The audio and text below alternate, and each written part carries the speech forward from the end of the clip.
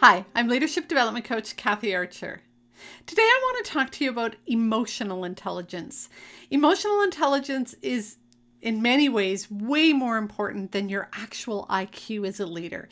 Yes, it's important to be smart. Yes, we need to kind of have a baseline intelligence. But what I'm talking about is emotional intelligence. And here's the thing.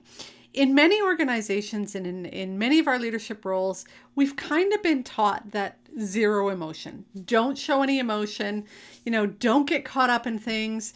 Don't let them see you sweat, that kind of stuff. And the truth is, we do have a ton of emotions. We get angry, we get frustrated, we get annoyed, we get embarrassed, we get shamed, we get hurt. There's an array of emotions that we're feeling on any given moment. And we try to suppress those emotions, or we push them down and we pretend they're not there, and we put this smile on our face and keep on plugging away. But everybody can see it. Everybody knows when you're angry. Everybody knows when you're annoyed. Everybody knows when you're ready to lose it. When you have something that really eats at you or, tugs at your heartstrings, it's pretty clear to those around you. And so what we need to do, instead of pretending that our emotions don't exist and pushing them down, is we need to get clear on what we're feeling and manage what we're feeling. It's not bad to be angry. It is bad to throw your cell phone across the room. It's not wrong to feel frustrated or annoyed when somebody does the same thing again and again, even though you've told them 10 times over how to do it the proper way. It's not wrong to be annoyed. But it's not going to be very helpful for you to roll your eyes at the employee when they do that. What it might be helpful to do is, acknowledge, hey, I've been through this and I'm feeling annoyed. Let me kind of regroup and figure out, how do we do this differently? Because it's not good for me to get to this point where I'm not able to teach you anymore because I'm more annoyed.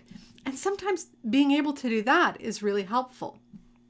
So in order for you to start being able to first identify your emotions and then manage your emotions, the trick is to become aware of your emotions. You need to get clear on what it is you're feeling at any given moment.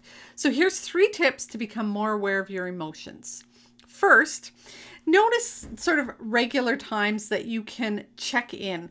Maybe it's when you wash your hands, maybe it's when you hop in your vehicle or something, but find a time where you can create a habit to check in with what I'm feeling.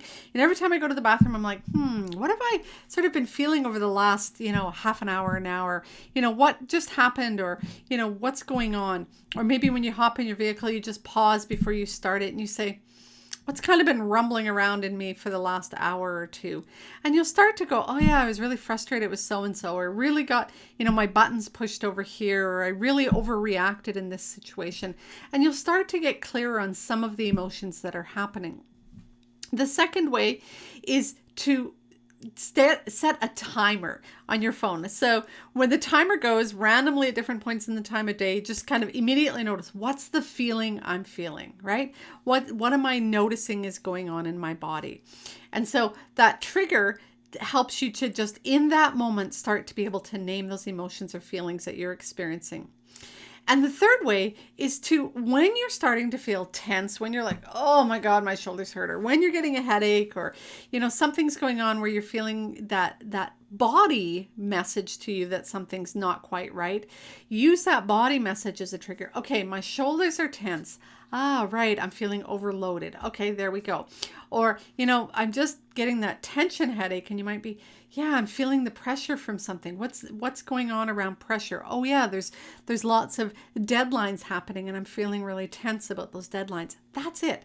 Simply start to become more aware of those emotions. And that's the first step for you to begin to sort of identify the emotions you're having. And when you're able to start to identify them, then you'll be able to manage your emotions more rather than pushing them away and pretending that they don't exist.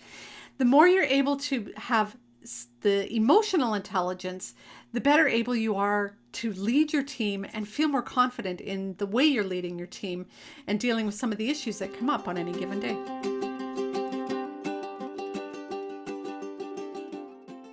Hey, I'm sure hoping that you're going to join me for this month's free webinar, Bringing Vulnerability and Courage to the Workplace. I think that many organizations are lacking this ability to talk about things that are really tough, to have the courage to have those conversations and address issues.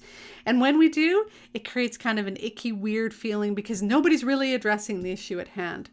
So join me on February 18th for this month's free webinar on bringing vulnerability and courage to the workplace so that we can have stronger teams, stronger leadership, and make the impact we desire.